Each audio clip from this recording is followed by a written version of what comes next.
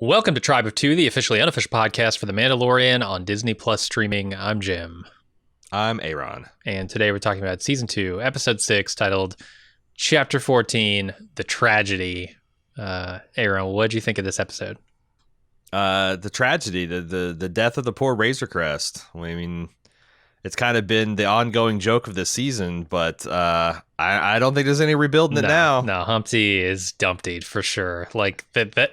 I mean, it's shrapnel. It is shrapnel at this point. And there's the stick shift left. Baby Yoda's teething ring, and there's the Beskar spear, and that's it. That's it. Yeah. I mean, obviously, the true tragedy is Baby Yoda himself, Grogu, getting stolen by the evil Moff Gideon. And really, I thought it was the retconning of Boba Fett again. It's not that. There's 500,000 fanboys screaming out, but Boba's not a Mandalorian, and they were all silenced by the Favreau. And the Fellini. I mean, that's the thing. Like, I've been watching the spirited discourse about the Mandalorian and the WPMs, the Wikipedias per minute is writing. And I guess that's where it just is hard to get too bent out of shape about Star Wars canon, is because I've lived through like 3 purges. I've lived through 3 or 4 different origin stories for Boba Fett, and ever more creative ways to retcon it and keep the retconning consistent, and but this feels really cool. And Jango or Boba Fett showing up and just absolutely wrecking shop with and without his armor, shot in loving action pornography by Robert Rodriguez. It was a really cool moment. Seeing Slave One ripping out of the atmosphere is a really cool moment. Seeing the Mandalorian teaming up with Boba Fett is like an amazing, they're setting up an all-star ass wrecking shop team for these final 2 episodes, and it's really fun. What did you think of the episode? Yeah, I'm with you. I don't have a lot of the jetpack and Boba Fett problems that a lot of people do. Yeah, I think it kind of sucks if you're an older fan of Star Wars like I am, that they would just sort of dismiss you and say, well, either get with the new shit or get out. It's a weird sort of retcon gatekeeping sort of thing, but right. I don't really care. Okay, so Boba Fett didn't think about his jetpack. Well, he had Grogu to think about. He's not thinking. That's the point. Excuse me, the Mandalorian forgot about his jetpack. Boba Fett never forgets about his jetpack. Yeah, I forgot who is the real Mandalorian here. Yeah, I think the real Mandalorian is the friends we make along the way, Jim. It's true. The real Mandalorian is in my heart. Yes. Yeah, but I think it's fun. This show has turned into go to planet, have action scene, get one piece of the clue, continue forward, repeat, rinse, repeat. And that's fine. That's fine. That's what it is. And just sit back, I guess, and enjoy enjoy the show for that. And I'm having fun with it. Yeah. I mean, it's like I said, it's, my 14-year-old has not seen it yet, cause I was gone all weekend. He's been at his mom's, but when he comes back, I'm sure he's going to think this is the coolest fucking thing he's ever seen. And he's not wrong. Oh yeah. And people have been waiting decades for Boba Fett action, right? We've never really seen the badass that Boba Fett is, and I think they did it pretty well. I didn't have any problems with the fight scenes. Yeah, I mean, that's the thing. Boba Fett's always cast this extraordinarily long shadow in the canon. He's the most feared bounty hunter in the galaxy, but all we've seen him from in the canon is he's gotten scolded by Vader. He almost shot someone until Vader made him stop. He almost captured Han Solo again until the blind fucking Han Solo launched him into the Sarlacc pit, and then he got belched. Yeah. But he's always been like this. I remember in the Star Wars miniatures game I used to play. If you had if Boba Fett's worth 47 points of a 150-point army, and he would just destroy your half of the board if you fucking let him. He had twin attacks and double attacks. He had crazy, you just couldn't touch him. Video games, he's always this fucking legend. In a lot of expanded universe, he was always this supreme thing. and we've never seen it in any kind of canon source until like live action. I'll specify that live action until just now, and it was extraordinarily satisfying. And as an older man with a expanding gut myself, also seeing Fett the Muss land, with the heavy footsteps and just start ripping these stormtroopers limb from limb was really fun. It was a lot of fun. I like seeing him as kind of like this weird dark Jedi monk, wielding the gaffy sticks and like a sledgehammer. I liked seeing him like use. I mean, even the crazy shit like knee rockets, which I think were only a thing on like the visual dictionaries or the incredible cross sections. Like I didn't even know about those. I was like, oh, okay, knee rockets, sure, why not? Why not? Yeah, you can have wrist rockets, you can have knee rockets. Absolutely, it's a wasted piece of armor. It's just got to protect your knee. How often is that? Let's put some rockets in there. That's what we need to do. It's just really cool. But on the other hand, it showcases all of the weaknesses of the Mandalorians. Like they just established 3 episodes ago that the Mandalorian can remote control his jetpack. Yet this episode features Mando running up and down a hill when time is of an essence, when the child is being ripped from him by dudes with jetpacks, or I guess robots with jetpacks, and he's got to send Boba up there with Slave One. It's just like that's kind of thing where like obviously the plot requires him to put down his jetpack and forget about it the rest of the episode, but what if he didn't? My 14-year-old's never going to notice that. What if he didn't? And what if Mando actually showed any kind of weakness whatsoever, and he flew up to fight those Dark Troopers and lost? I thought that's where they were going to go with it. That he was. That's an amazing action scene, right? Like you go flying through the air, fighting Dark Troopers while they're escaping with Grogu, like. And you're not good enough. You're not good enough yet. You don't have all the tools and skills and maybe personnel and. Yeah, seeing the Mandalorian get spanked and like go, tail between his legs and have to regroup with Boba Fett and Fennec and Bill Burr get the squad together, like it'll make it that much more tasty when he finally gets his vengeance and they finally get Grogu back and Moff Gideon gets served out finally. I don't know. I don't know why they didn't consider that, or if maybe they did, they just ran out of it's a 30-minute episode. I wonder how often the runtime comes down to like, well, our action shot sucked up this much money, and we don't have time to do the thing. So you know what? He's just going to forget his backpack. I guess the one thing you couldn't do is cut any of like the Boba Fett action scene. Like that would be the most disappointing if we see Boba Fett on screen and there's an attack and we don't get to see Boba Fett fighting. And knowing the double Fs, if there's 40 minutes of material on the table and they're making cuts, they're not going to cut any of Robbie's action scenes with Boba Fett, because that's what they want to see as bad as any of us do. And you're not going to cut any Baby Yoda stuff, right? Because Baby Yoda's too cute. Right. Got to leave him on screen. Okay. Sounds like we should get into the recap. Probably.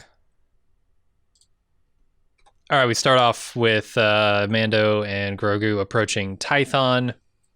They're doing the Jedi catch thing again.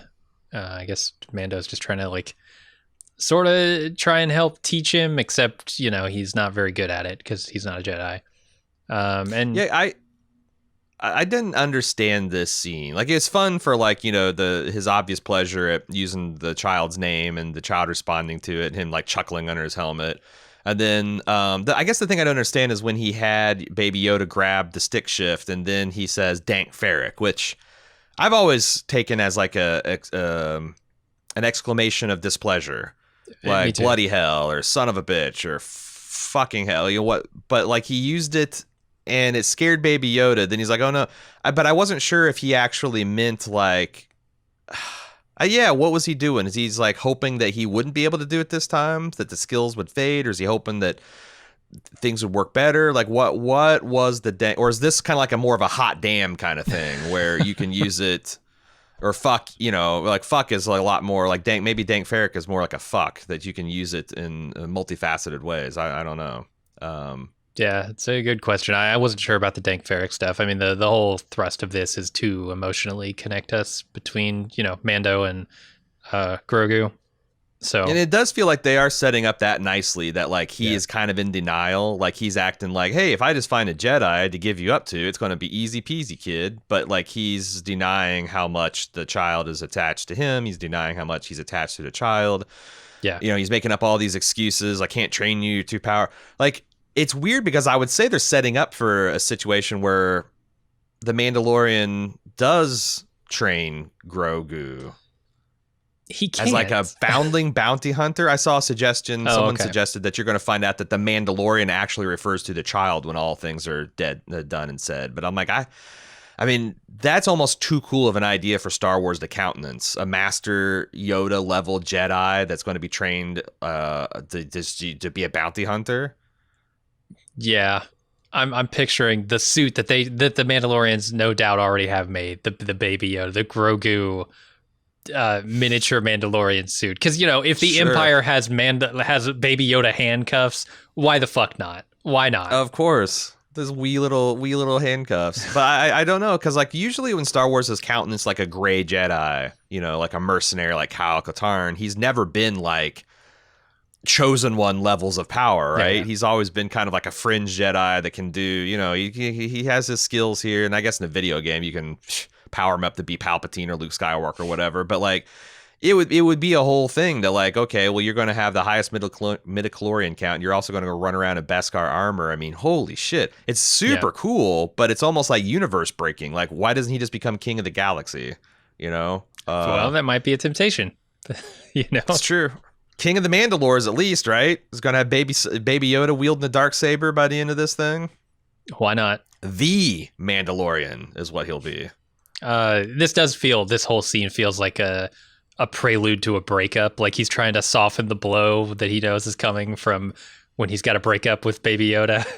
Yeah, it's like when you're trying to talk him into someone and an idea of it's a bad idea and it's your idea. Like, don't you want to do this? I thought you wanted to do this. And yeah, like, oh, you know, you're gonna have to go with the Jedi when they show up. You know, we'll find them. You're special. You know, you gotta do it. Yeah.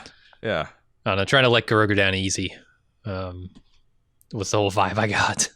Mm-hmm. The next scene is they're landing near the Seeing Stones, and the whole kind of landscape there is rocky and mountainous, so they kind of have to land a little far away, and then they jet up to the top of the mountain.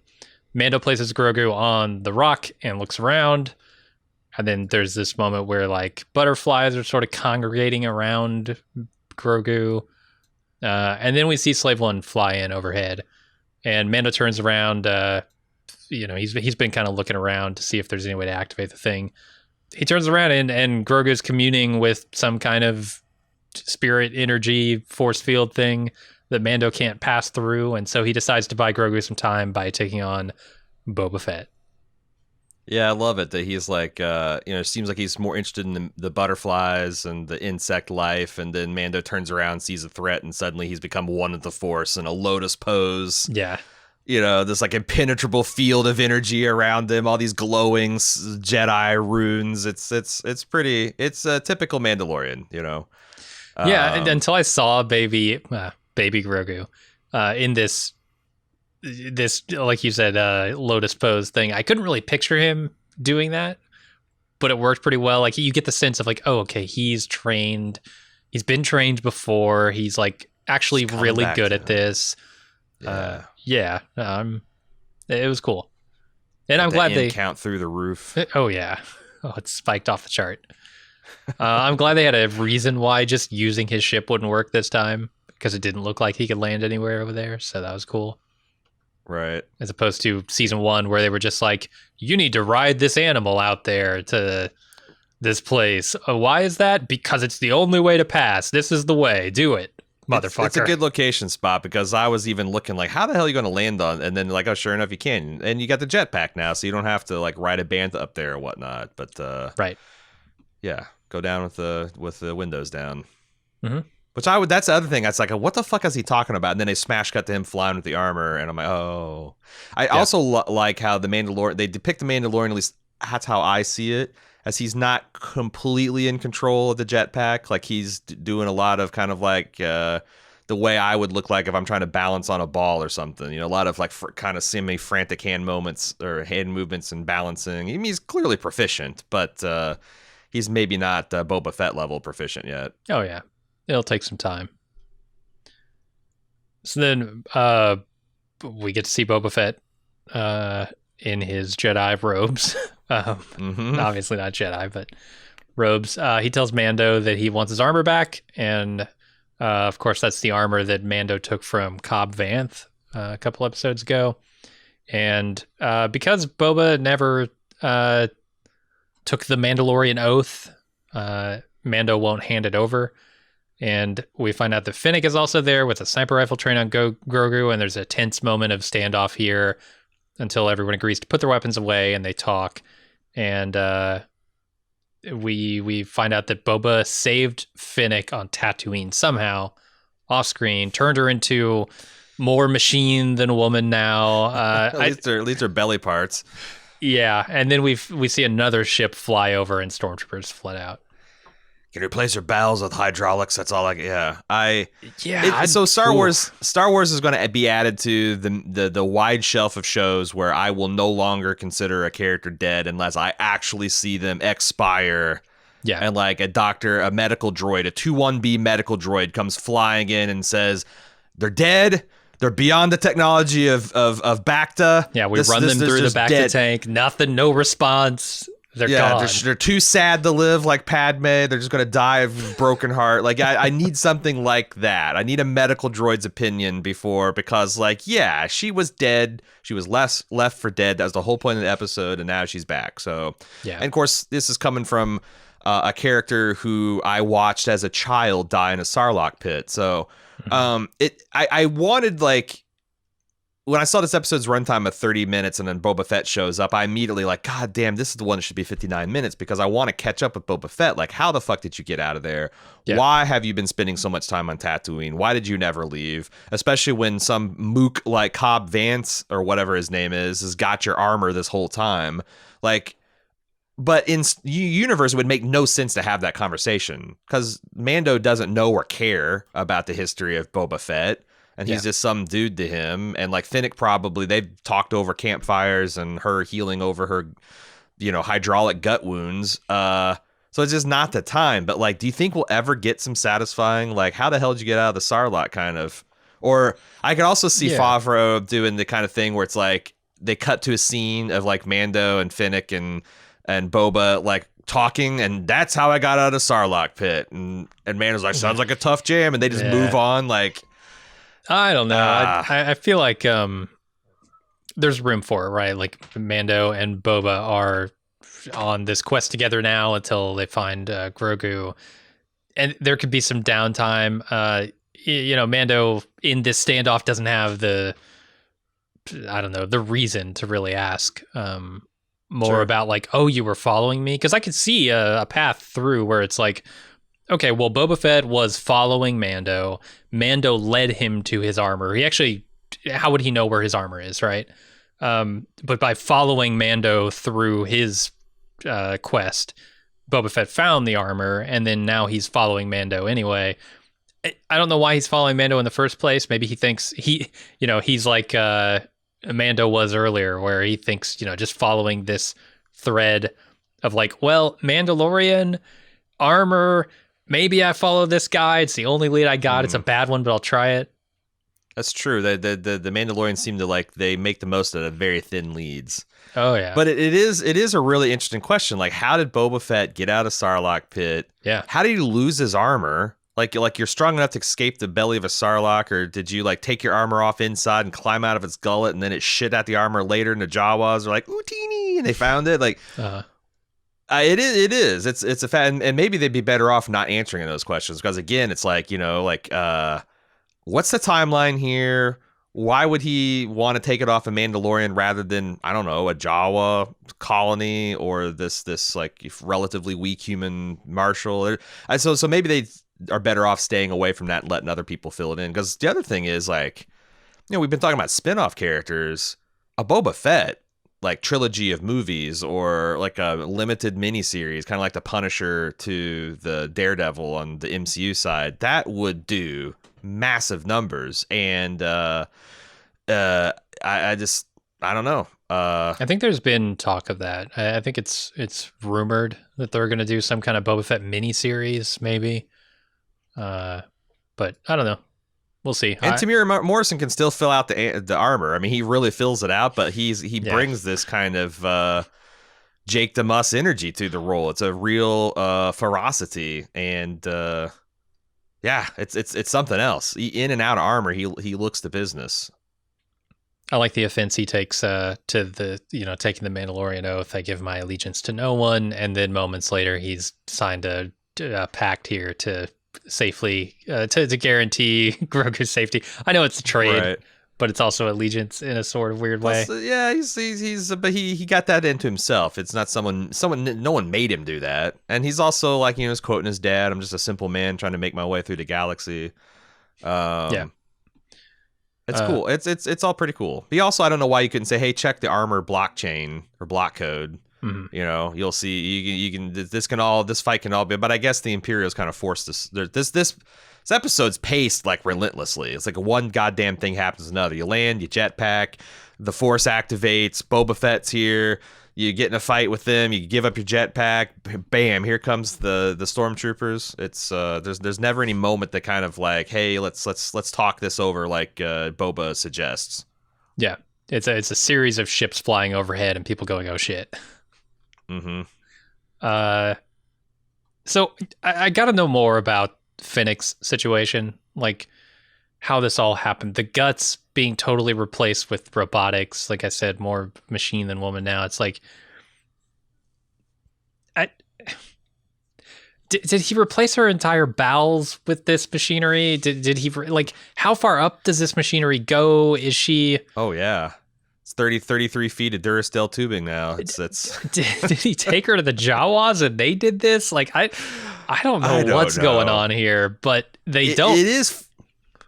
Yeah, it is funny because when they showed her, she opened her belly, I think there'd be like tubes and stuff, but it's like essentially a scaled up version of what was in Luke Skywalker's palms, just like these little weird hydraulic pulley systems and stuff. I'm like, well, I mean, I guess that makes sense. That's her abdominal muscles. You'd have to replace the abdominal muscles of this woman. You'd have to replace that, but like, yeah, I was hoping for some tubing. I was hoping for some techno-looking snow lizard guts or something.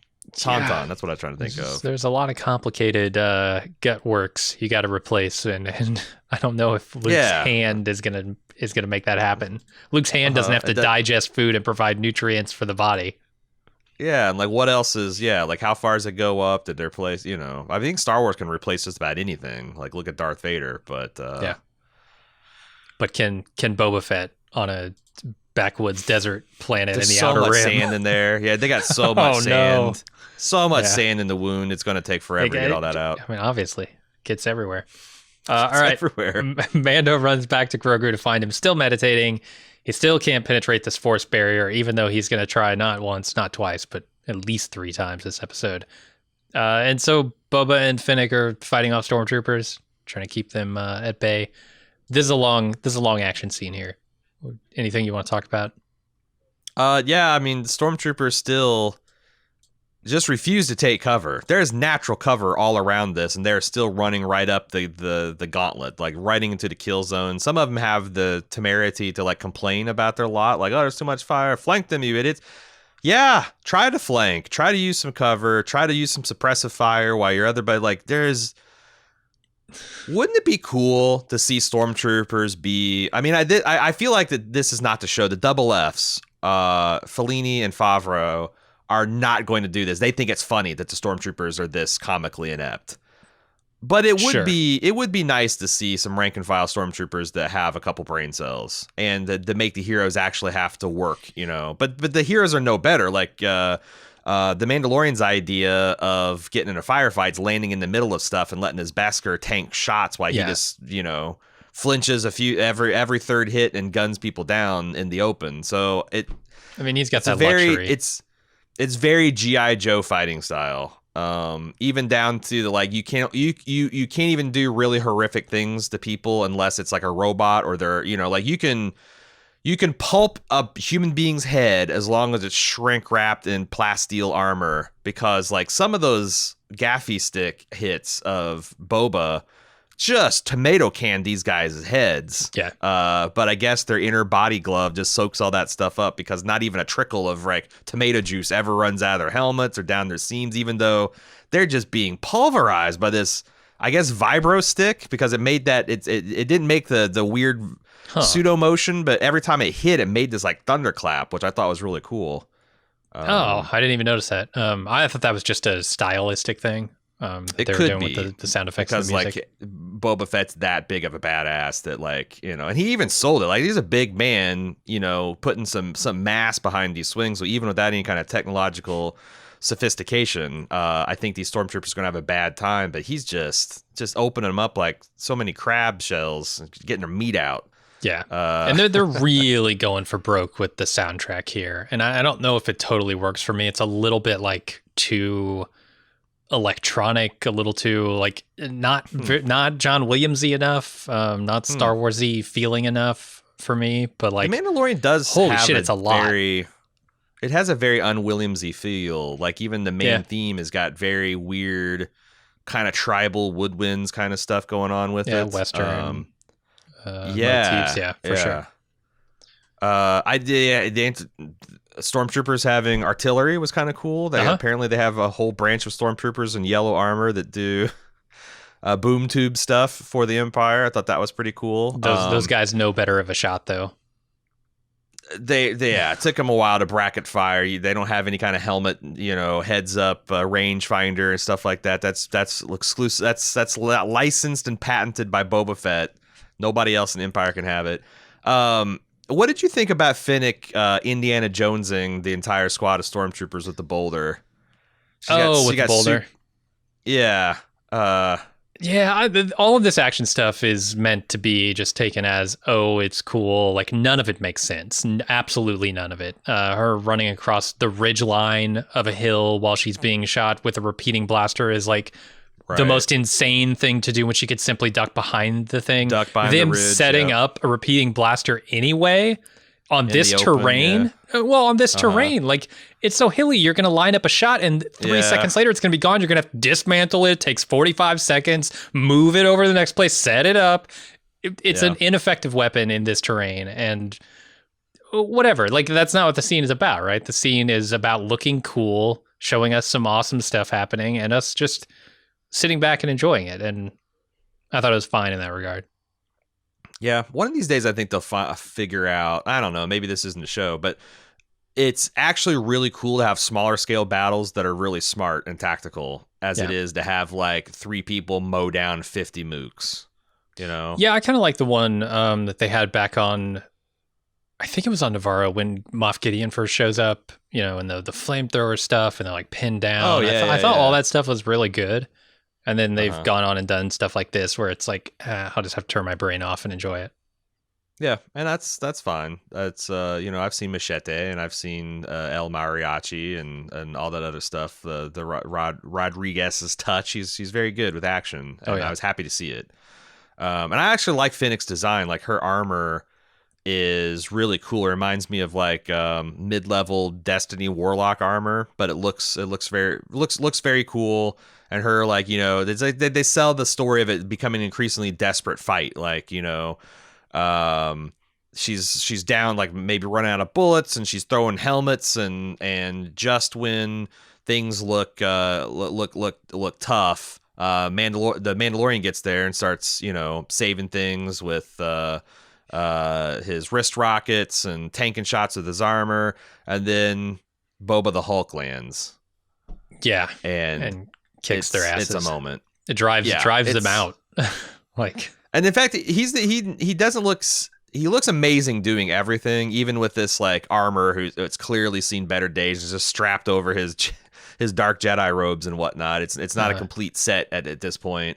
But I will say, now that I've seen it happen 3 times, I don't think the Boba Fett should have to bend over to shoot his rocket. That just looks fundamentally silly, and I can't believe we've had 3 directors now, I guess 2 directors, like, okay that and be like, you know what? It's obviously a homing missile. It's the important thing is getting the lock, and then it should just, I mean, have we never seen a cruise missile launch from a submarine or something? Like, you don't have to like help it. You don't have to get it like within 15 degrees of its flight path, the launch, and it's always this like little half bow that they do. Just always looks so, and it looks really silly when thick ass Boba's doing it. I don't know. Yeah, Boba doesn't need to turn his body to shoot his rocket. I'm sorry, he just doesn't. He needs to get a target lock and then launch that sucker, and then forget about it. Which also, cool guys don't look at explosions. There's that. I was actually aiming for the other one, which on second watch I just happened to look for it. It's true. He was targeting the other thing. Does that mean Boba Fett canonically just misses things, or? Yeah, that's a little disappointing. Maybe he's rusty, he hasn't used the armor in a while. He just got out of a Sarlacc pit. Maybe he's, feeling and Cobb the effects. said the armor is damaged, obviously, it had sustained some damage. So maybe it's just not firing right. Maybe the targeting system uses the rule of cool, because I did think it was pretty fucking cool that he took out 2 of those transports with one shot. Yeah, for sure. It's remarkable to me. Like the way they're using stormtroopers is like, they are whatever they need them to be in the moment, because when they're fighting Finnick, they can't hit a damn thing. They literally, she can be standing there in the open. They can take 100 shots at her. Not a single one lands. When Mando flies in with his Beskar armor, which is impenetrable, they just start landing shot after shot after shot on him. Kill shots. 15 shots a second. Yeah. Boom, boom, boom. Yep. You're done, man. Fuck you. And then they're spinning. Like there's a scene where they are spinning back to back, right, defending each other. When Mando's in the front, he's taking shots. When Finnick's in the front, they're missing so wide, it's impossible. Yeah, it's ridiculous, man. It's so fucking ridiculous. I don't care. Like, whatever, it's funny, but. Yeah, it is. It's funny because I guess it's everyone's personal taste, because there's some stuff where I'm like, yes, give me more, and then they get to like, I thought that was particularly egregious. The fact that he's essentially covering her in some kind of road, like, oh, here comes incoming blast. Let me spin around and take those, and like, okay, are you a Jedi or what the fuck? I do want to call out one other thing. Oh boy, Boba Fett's wrist rocket, him using that to like punch a stormtrooper and fire the rocket that like send this trooper into low Earth orbit. That's pretty choice. Hell yeah. Yeah, like I don't know, it's a lot of fun watching Boba Fett beat up Imperials. I'm sorry. It's a lot of fun him justifying his reputation in live action finally. As an old man too. Yeah. So yeah, these aren't even the glory days. The other thing, speaking of firing wrist rockets, it's strange to me that Mando earlier in this episode, when he first meets Boba Fett and he's trying to intimidate him, is like cocking his wrist rockets. He's cocking wrist rockets. What does that even mean? Like he pulls up his wrist, sort of half aims at a Boba, and blue light flashes and a thing moves. What possible function could cocking a rocket on your wrist serve? I don't know. It's like, it's a weird feature to have. It's you bend your wrist 75 degrees down, and it just does an intimidation display, full 90 degrees down, and that's the final. It's like a trigger. I guess it makes sense, because it's like, triggers and guns aren't usually binary. There's a finite amount of pressure that finally breaks and triggers. So maybe, but yeah, it's like, yeah, you want your hidden wrist rockets to be able to intimidate some people every once in a while. I guess. Did you? Why not? Speaking of the actor that plays Finnick, Ming-Na Wen, she's 57 years old. No. Tamura Morrison's only a year older than her, and he looks like he's been digested in a Sarlacc pit. Jesus. I cannot believe how well preserved this bounty hunter is. I'm gonna have to get all my guts replaced by plasteel tubing, because holy moly. What an accomplishment! What an accomplishment! When 57 years old, I just want to point that out. That her and Boba are only like a year, 18 months apart in birthday terms. But that's crazy. Good lord. So Moff Gideon shows up and fires from above, blasting the Razor Crest into shrapnel, and he engages the Dark Troopers as Boba scrambles back up to his ship, and Mando and Finnick go after Grogu. 4 Dark Troopers land and fly off with Grogu. Boba is able to follow them in Slave One and seize Gideon's ship, so they at least know who's got Grogu, as if they hadn't any question about that. Yeah, the Razor Crest getting blown up is actually kind of a moment, because I wish it were a bigger moment. Like I wish it was. Yeah. It had some build up. I wish it wasn't just completely out of the blue. I don't know. I like the Razor Crest as a ship. I wish there was more fanfare around it before it blew up.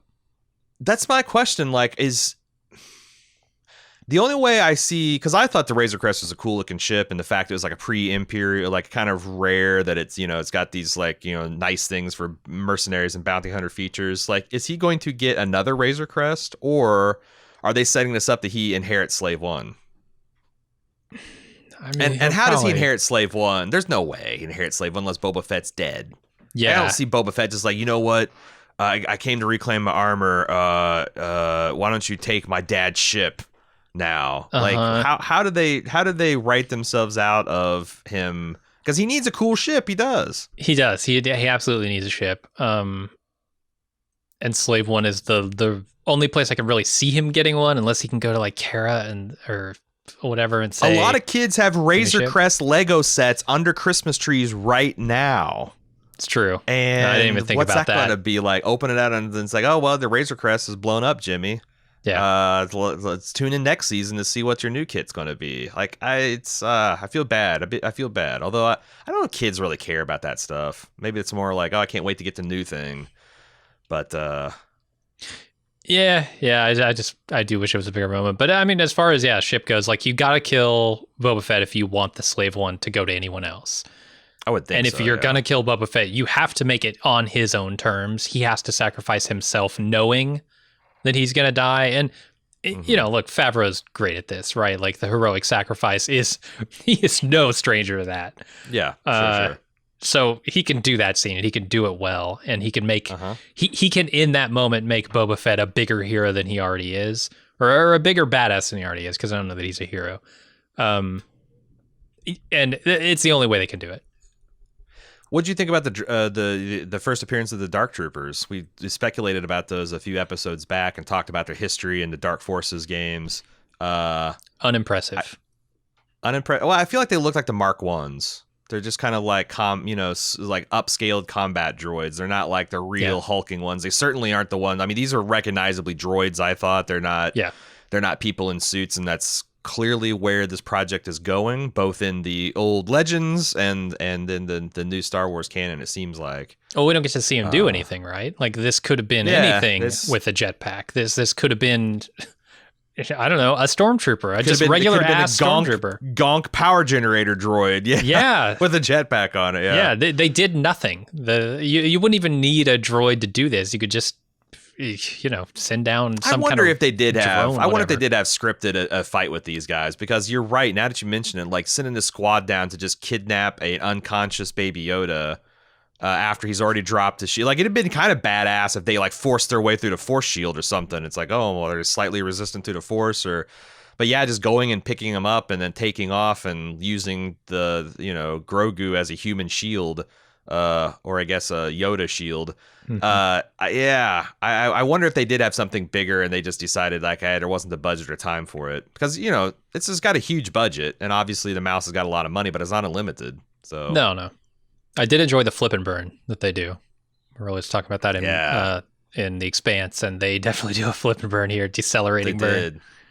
Yeah, it's pretty cool, really cool. I think they look cool.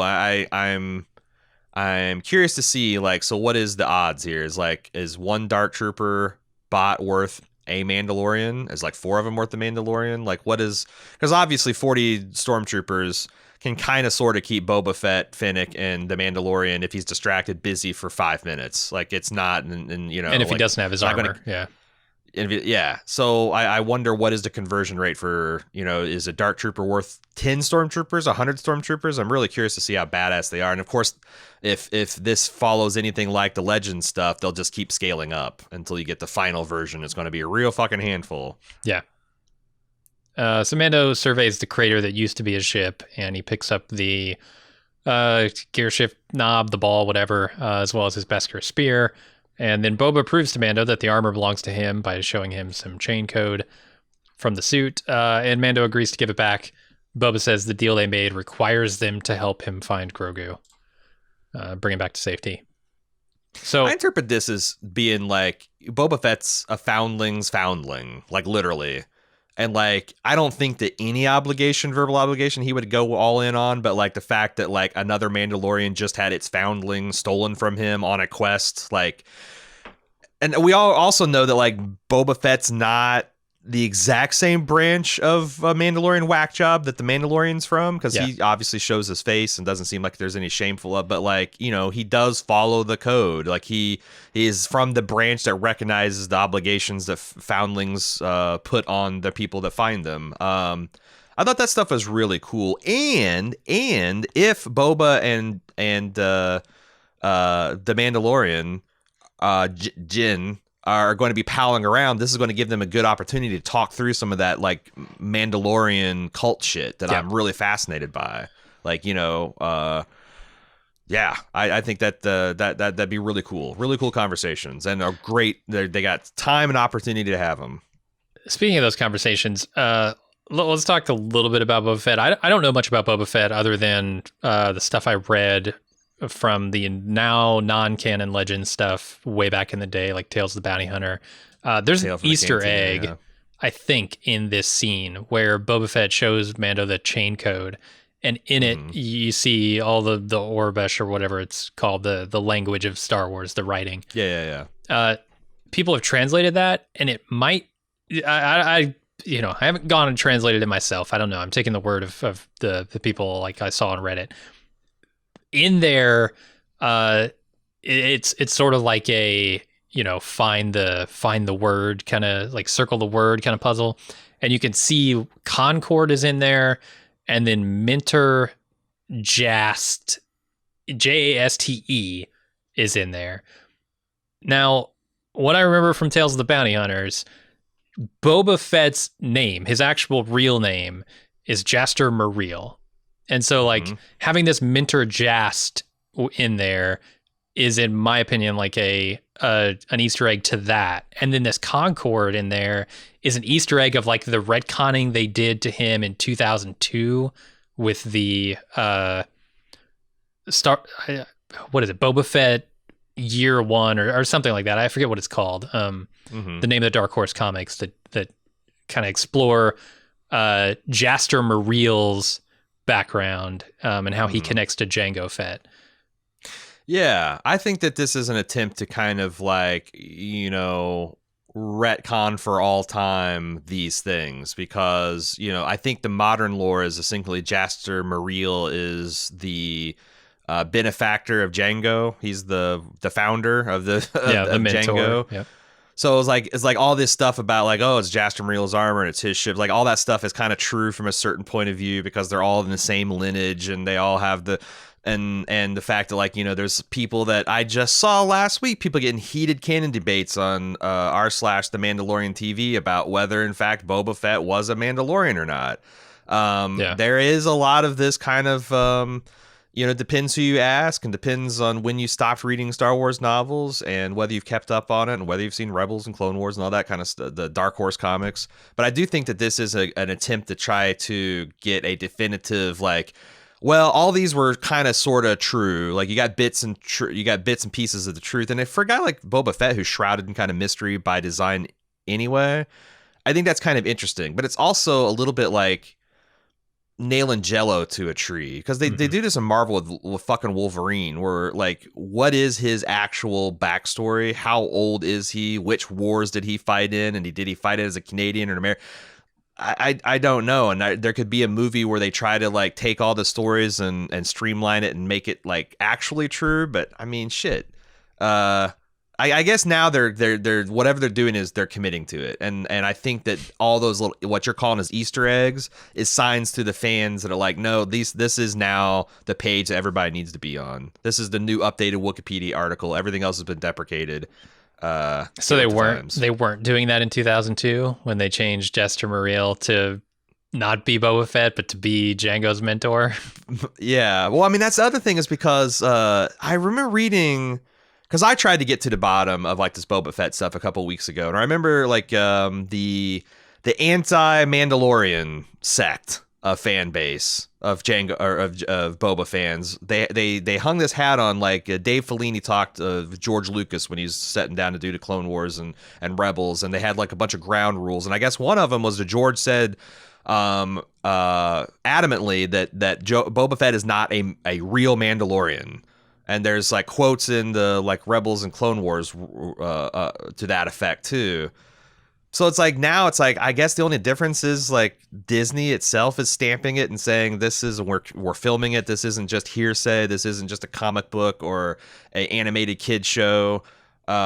This is actually live action Star Wars, which has always been the most canon you can get, you know? So I don't know. I feel like how do you define a Mandalorian? Is it taking that oath? Because, you know, if it's taking the Mandalorian oath, then Boba here says that he hasn't done that.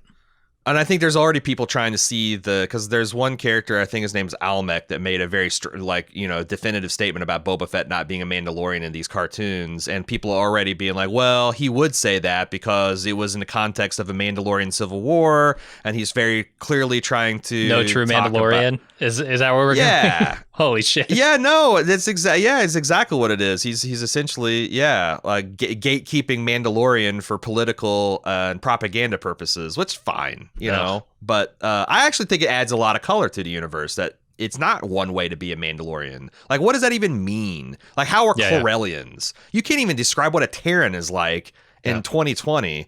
Like, much less like describe how a Corellian behaves or a Mon Calamar. The fact that there's like all these factions and political things from a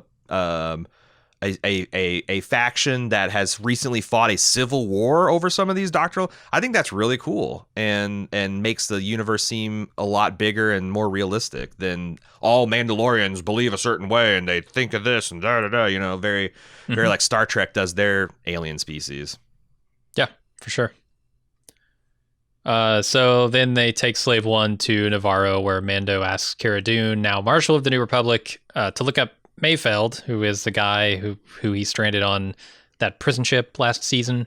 Bill Burr. Billy Burr. Yeah. He's doing time, apparently, for that whole incident. But Mando needs to break him out to locate Moff Gideon. Why? I could not tell you. I can't possibly tell you what a sharpshooter that has... Maybe it's his nebulous... It's literally the only guy he knows who has Imperial connections whatsoever in the entire universe, so he's going to go bust him out of a prison. I feel it's like Ocean's 11, you know, when like Danny Ocean and Brad Pitt are talking about, it's like, hey, we're going to need a Grease Monkey, we're going to need a Florence Nightingale, we're going to need Ella Fitzgerald, a Monkey Man, and this is their Ella Fitzgerald, you know, like you need, hey, you got to have an ex-Imperial sharpshooter because we're going to have to send a turbo laser bolt down a tumbler lock, and it's the only thing. Yeah, it's like, okay, you know, Mando's good at what he does. He knows what he needs. This is a guy who can do it. It is weird that you can't find, after this galactic civil war, you can't like throw a stick and hit an ex-Imperial sniper with flexible morals. You got to find the guy who's locked up on some kind of hell world, no doubt, under maximum security. Yeah, you're telling me Grief can't find a single Imperial, like ex-Imperial person who might point you in the right direction. Plus they also describe Finnick as a sharpshooter. Like, is this guy sharper shooter? Yeah, for sure. I mean, she can hit the Mandalorian from a mile away anytime she wants. You need something. Maybe you need two sharpshooters. We'll have to see. Yeah. So then Gideon goes to see the imprisoned Grogu, who's using the Force to manhandle the guards in his cell. And Gideon has Grogu stunned and restrained, and then he tells his underling to let Dr. Pershing know they have their donor. Boy, I haven't looked for the memes, but my God, there have to be memes everywhere for these cuffs. Yeah, it's more of like Moff Gideon say, "Fetch me the teeniest, weeniest little cuffy wuffies." You know, it's like, well, how would you describe these things in the Imperial Armory? Like, order manacles extra small, like 3-fingered. I believe the Empire makes it routine to handcuff babies. I believe it. I would believe it. Of course. Shackle them sons of bitches before they can even crawl. Treat them that it's you can't crawl away from the Empire. There's no too young an age to have that discussion with a baby. It is fucking hilarious, though. It's both funny and adorable and sad to see him just like passed out, all shackled up and whatnot. It's the best kind of stupid. I like it. Yeah, and there's a little bit of like Stranger Things 11 here with Moff Gideon like training this child to like hate and do violence and encouraging it to do it just a Like way that Dr. 11 was raised. Brenner, is that his name? Yeah, Okay. was it? Yeah, I was trying to think of what his name. But yeah, like it's badass and cool, but also you feel bad watching it because Yeah. Baby Yoda doesn't want to do this stuff. He just wants to commit genocide against frog people and you commit petty theft against children all day. Just beating up stormtroopers is a moment is too far on the moral grayscale for us. But yeah, I mean, Moff Gideon's a real asshole. It's fun to see. I don't think I've ever seen Giancarlo Esposito play this kind of villain. He's a lot more playful and like emotive. Like he's not like super tightly buttoned down. He's just he's a powerful guy and he's in control and he's living large and in charge. It's like fun. the Darth Vader version of his characters in Breaking Bad and Westworld. It's like those two combined with Darth Vader. It's kind of the style he's going for. Yeah, it works for me, for sure. He taunts him with the dark saber, but he's like, "Have you seen one of these before?" And I wasn't sure if he's specifically referring to the dark saber or if he's talking about like a lightsaber in general, because obviously Baby Yoda would have. Yeah, probably the dark saber. Did we talk about whether Cara Dune is going to be joining the party? Because they leave it ambiguous. Everyone seemed to assume that she was, when he said, hey, I hate the Empire as much as anybody, but these stripes mean something to me now. And he's like, but they've got the child. And she kind of like gives him a hard look. I guess it's going to be Boba, Cara, Fennec, Mando, and Mayfield, and maybe a couple others is my guess. Maybe. I didn't take that to mean I'm all in. I didn't either. I was actually shocked to see everyone just assuming that like, yeah, like the memes were to the effect that like, hey, I can't do this. Well, what about the child? Oh, you son of a bitch, I'm in. I'm like, maybe. Yeah. And I guess the bigger open question here is, what did Grogu's meditation actually accomplish in this episode? Because that is the biggest dead end of a clue that they've ever had, right? Like the Jedi were supposed to come. He was supposed to connect with them. He did, but nothing came of it. Absolutely nothing. And now everybody is gone from that planet. Do the Jedi now, have an awareness of Grogu's existence or something? Like they've honed in on him, and so they can track him through space now, or I mean, we'll see in the future. I don't think it's a completely dead end. I don't think they're going to just drop that. In fact, I wouldn't be surprised if the third act of the next episode or the climactic episode is just when all things look lost and Boba's lost his last rocket and his last knee dart and the Mando's out of wrist rockets and, Fennec's sharpshooter gets cut in half. Her guts have malfunctioned from all the sand inside of her. Yeah, she's shitting and going blind simultaneously because her eyes are robotic too.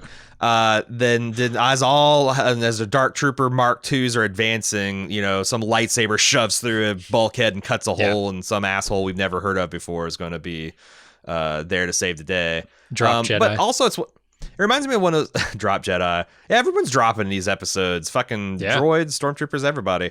I wonder. I mean, it reminds me of one of those things. It's like when you reach out connection to make a connection, it's a two-way thing. Like you can make connection with the Jedi, but like also, what if Sith? Like any kind of like that powerful of a force manifestation. I'm wondering if this is going to be a story hook for a season to come. That like every once in a while a Jedi or a Sith is going to cross a path and be hunting them down because he just put them on blast essentially. Only the Empire, the shards of the Empire, has been looking for the child thus far, but now you've got all the disparate bands of, Jedi in exile and, Sith are going to be looking for him too. Darth Maul, why not?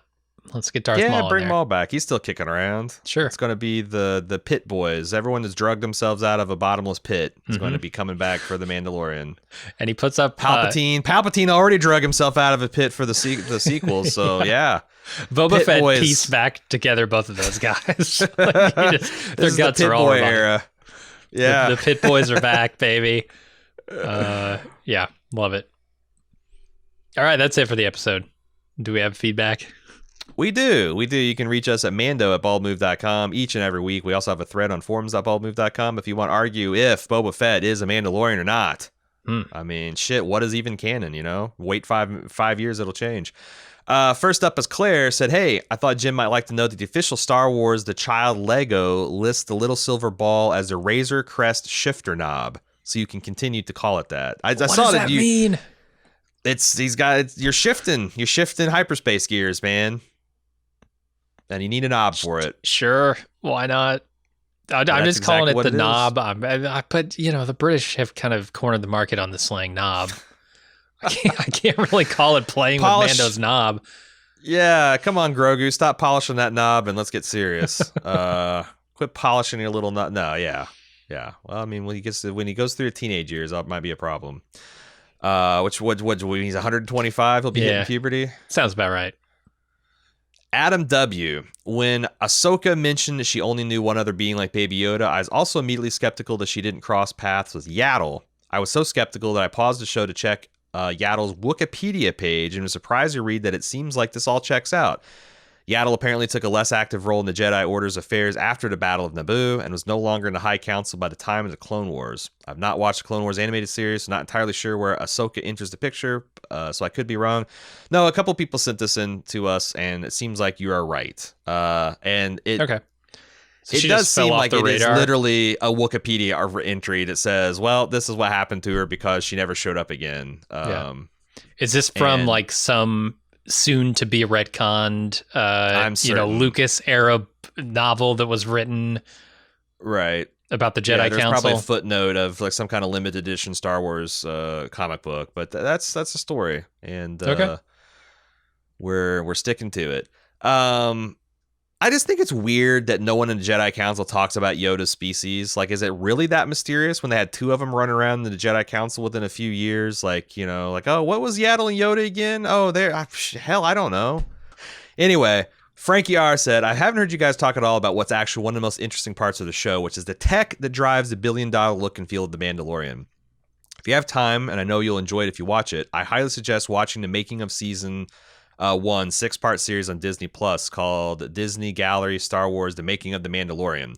They've been pushing this at the end of every Mandalorian, and I started watching it. I'm on like episode 3.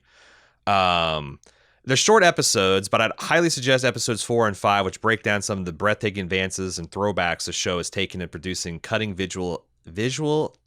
edge visual and practical effects for TV. Have you seen any of these, Jim? Because I actually watched this. Man, they got some cool shit. In particular, I want to talk about something they called the volume. Are you aware of this thing? No. It's essentially a set the size of a half-court basketball, and it's about 3 stories high, and it's got curved, all the edges are curved, and it's an entire I can't tell if it's projected or all LED. But they're able to and they shoot lasers at the ceiling. They play Pink Floyd, and you're supposed to get high and go see this room? Yes. Okay. That's what they do after hours. But during shooting hours, they're actually able to put this fully immersive 360-degree background. Like, they aren't green screening Mandalorian. They're standing him in front of, when they put him on Tatooine, he's in this incredibly high-res 3D environment. And the advantages of that are manifold. And the way they use it is really ingenious. Like, for example, they'll take the Jawa's sandcrawler tank tread, and that's a real physical prop that's in the room. And then there's like a little bit of plating that goes up against the wall, and it all seamlessly blends into the set. So when they shoot this with a camera, they get depth of field, and the background kind of looks blurry, and you can't tell it's a screen. But all of like the reflections you get of Mando's armor, like, they get all that stuff for free. The lighting looks right because it's able to project the like accurate lighting of this sky color at this day. It just looks like they're really excited by it, and it looks really next level. And what's really interesting is we recently got our hands on some screeners for the new season of The Expanse, and I don't want to spoil anything, obviously, but I think they're using the same technology, because there's a scene of someone riding in an elevator where I thought it was almost it's pretty obvious that they weren't actually moving through this space. They were just projecting shit on monitors and stuff.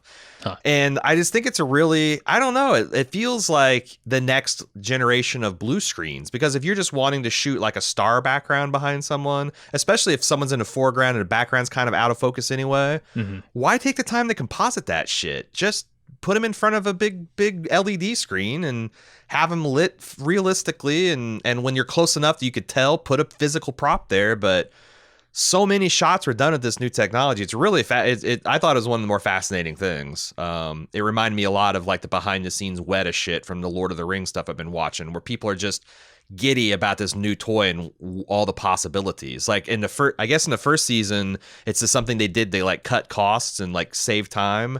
But in this second season, they started actually thinking like, wow, how could we actually build sets that take advantage of this and make things bigger and more expansive? And it's really cool. And I just essentially stole the rest of Frankie's comment in my enthusiasm for the volume. But it's really cool. And the way that the camera seems like it's synchronized to it. So as it moves, like the background moves and gives realistic like parallax scrolling.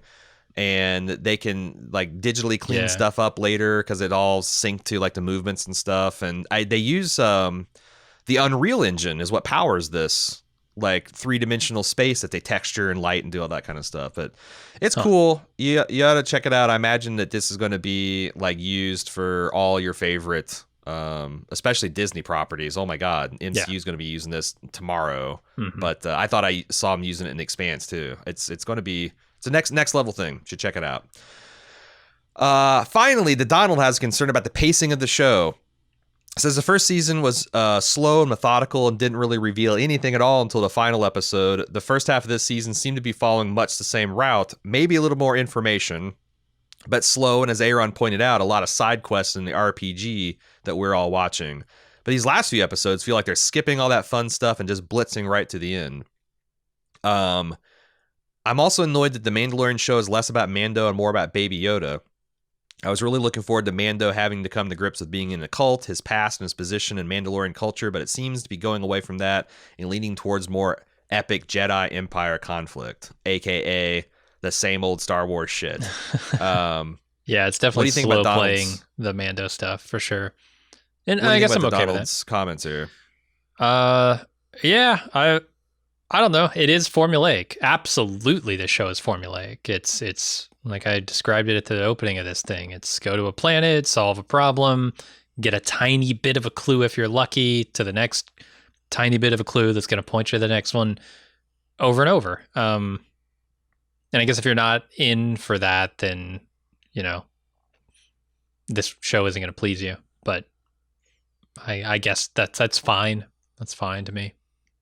And I guess it's like, what is the story engine, you know, because in the first season, it was like, what is this thing? The second is, this is what this thing is. You have to return it to its people. I don't know how long that can be a story engine. Like, can you do 5 seasons and the Mando just continually trying to get Baby Yoda to where he needs to go and is continually frustrated in the effort? Or eventually is like the child going to be trained one way or another? And I also feel like having the Baby Yoda being kidnapped might be potentially a long-term solution to your problem of, you know, not getting enough Mando action, because like I'm looking forward to the next few episodes because I think it's going to give this opportunity to have a Mandalorian discussing with fellow Mandalorians what it means to be a Mandalorian and kind of figuring out for himself. So I think that's really cool. And like, honestly, I wouldn't even be mad if Baby Yoda is gone the rest of this season and big parts of next season.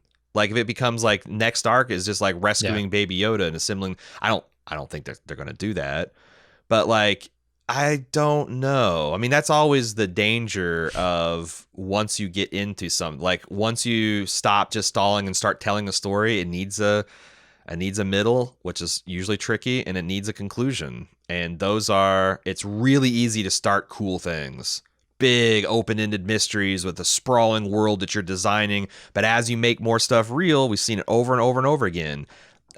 Creating new things also are handcuffs on the creator because you can't go back and change that now, right? Yeah. The possibilities that initially are infinite start closing down and become what's the logical thing to do next. And these like Mandalorian next season is going to be a middle-aged show, and it's going to start having those problems. I think it's less affecting this show because this show's never been about like its plotting. It's always been about it's a really cool Star Wars universe with a really cool central character and a really cute sidekick, Right. So Much cuter than Chewie. Yeah, but if you're really concerned about the Mandalorian developing as a character, I think these next 2 episodes are going to be good for that. And also, I do think the Mandalorian has developed. Like, he was such an emotionally stunted, traumatized child in the first few episodes of season 1, and now, like, imagine him laughing with his baby child, on kind of burbling on his lap. Like, you just can't imagine that last. He's made a lot of progress in terms of being like a parent and a guardian and relying on friends and making friendships and stuff. Like, you always thought the Mandalorian was kind of a loner before, and now he's got a pretty regular crew of people he can rely on, both friends and frenemies and everything in between. So, yeah, he's definitely changing. You can't expect this. Look, this is never going to be, it's never going to be Breaking Bad or The Wire, like maybe one day the mouse will let someone do a really gritty mercenary bounty hunter show or a rebel cop show or something like that. But I think that's a limit. That's a limitation to Disney. They can't do it. It's like, I don't know that I would trade the entire MCU for something like Logan, but it's pretty fucking close. I mean, it's just sad to know that no matter how many years this goes on, we're never going to get something like that. Like a really dark, like something that really does just, like, we're never going to get a Wolverine movie out of Disney that really does justice to his character like we did out of, what is it? Was it Sony or one of the other people that had their mitts on the X-Men, Fox Studios? It's so weird to me though, because like the dipping of the toe into that was Rogue One.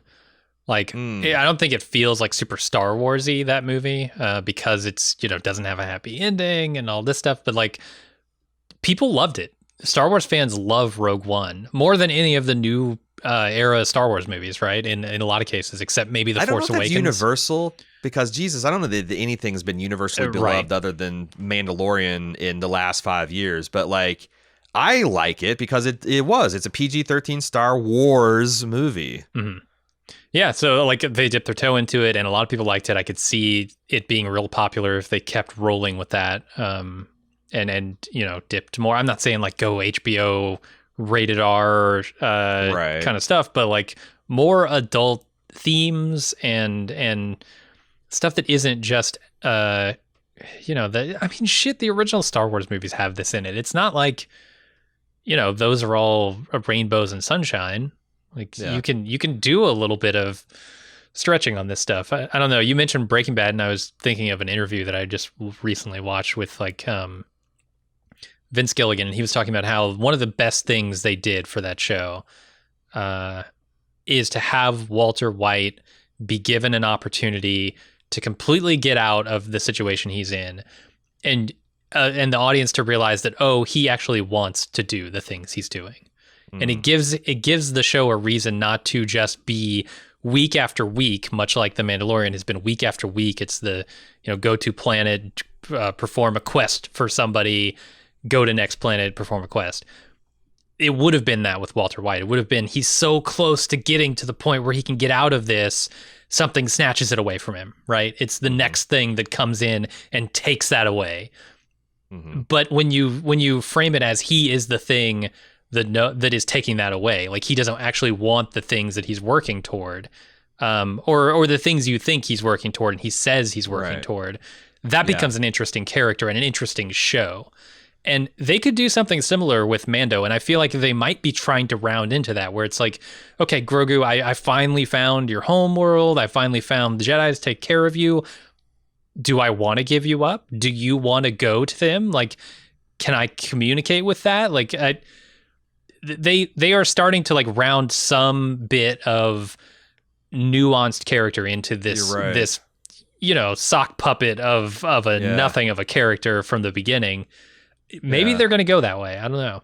Yeah, it's kind of like, what happens when Isildur in the Lord of the Rings gets to the crack of doom and throw it in, and he just looks back and says no. Like, what happens if he finds the Jedi temple, there's 3 or 4 qualified Jedi to train him, and he's got to give the child up got to break those attachments, because Mhm. that's the thing. Like, you are fighting at the core of the Jedi. They're not supposed to have attachments. They're not supposed to have loves, and they're supposed to be very kind of like neutral zen all the time. And that's not what they're doing to Baby Yoda, Mando. I wouldn't mind a complete repudiation of the Jedi way, honestly, because I've long since become an adult and realized that the Jedi are just opposite whack jobs of the Sith, like denying human emotions and denying loyalty and love and bonds and that kind of stuff is just like inhuman. And I always thought that they'd take that in a direction like Luke Skywalker, like being the third, like the middle path of that, but they haven't, and I wonder, it'd be interesting to see that happen with the Mandalorian. That like, you don't have to be this way. You can, I mean, it's dangerous, obviously, passions run high and all that kind of stuff. But like, the answer to being a healthy human being is not to numb or reduce the emotions you feel. It's just to deal with them in an adult manner. Like, instead, like when you get angry, instead of like, I don't know, murdering them like animals, even the women and children, maybe you take your lightsaber out of the desert and just slice up some rocks every once, or you don't go and murder the younglings. You work out your anger and your rage and your fear in other ways. That'd be cool. And that would be that would take, also, God, that'd be a great story to show like young people and teenagers too. So yeah, that's, I mean, this show can grow into something, and that's another thing. Like if this is family entertainment, all the great family entertainments grow with the audience. Like, Harry Potter didn't stay like an 11-year-old. He grew up on a teenager, had dates, all this kind of stuff. And like, that's what, I mean, The Mandalorian could grow up with its audience. If it's 5 or 6 seasons long and you were a 12-year-old when you first started watching it, by the end and you're 17 or 18, it should be speaking something different to you, maybe. Those are really great ideas for how they could take it. I never thought of it that way, but you're right. They got lots of possibility there. Does Harry Potter fuck? No. Harry Potter at most has some chase kisses and maybe dances. All right, I was gonna watch the series if he fucked, but never mind. Yeah, once he discovers the true purpose of his wand, the one that he keeps in his pants, it's Reduso bone arrow from there. It's all about elaborate spells of hiding boners and never really recovers. All right, that's why they had to make the last movie 2 parts. There's just so much dealing with the boners. They had the rest of the plot to get pushed to a second movie. The last movie might be 2 parts, but it's really about 1 part, if you know what I mean. Oh yeah. The Elder Wand, they call it. Anyway, now we're offending 2 franchises worth of people. Mando at baldmove.com is how you tell us how horrified you are at what we've done with Harry Potter and or the Star Wars canon. You can also follow along at forums.baldmove.com. We got a thread talking about Mandalorian. A lot of passionate Star Wars people there talking about it. We'll be back next week. The Mandalorian is no more. We will be returning to our regular Friday spot, at least until is this done before Christmas? Yeah. I'm okay. That's what I thought. I think we're done with the Mandalorian throughout the rest of the season, but we still got 2 more penultimate and ultimate episodes, and they're going to be sure to be action packed. Lots of stuff, right aimed for your Star Wars fan heart, and we'll be there with you. Until then, I'm Aaron, and I'm Jim. See ya.